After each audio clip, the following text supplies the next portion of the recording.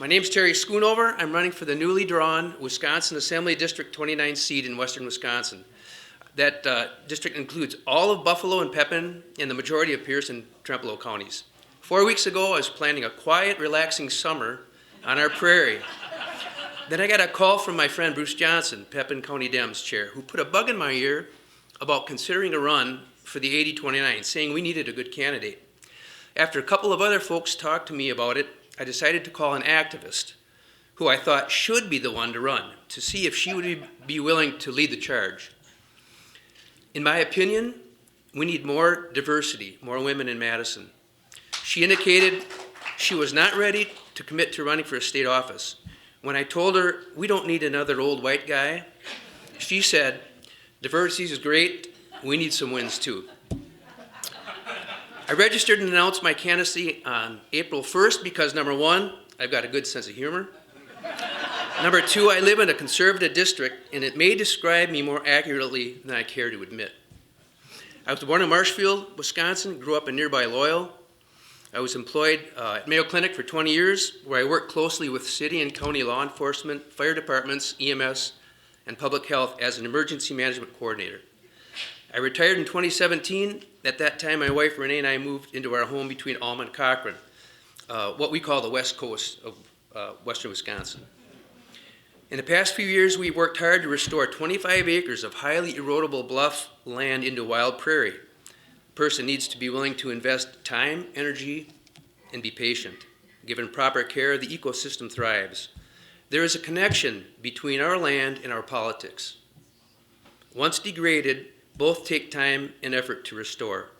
I will bring that same level of commitment to represent the 29th Assembly District in Madison. My involvement in Wisconsin politics began with local advocacy for fair electoral maps.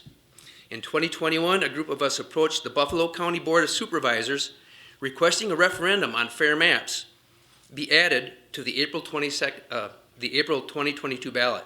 It passed with 68% of the voters, both Republicans and Democrats, responding yes. We want fair maps. Later that November at the state capitol, I testified in front of a Senate committee about the importance of fixing our heavily gerrymandered maps. I lean left.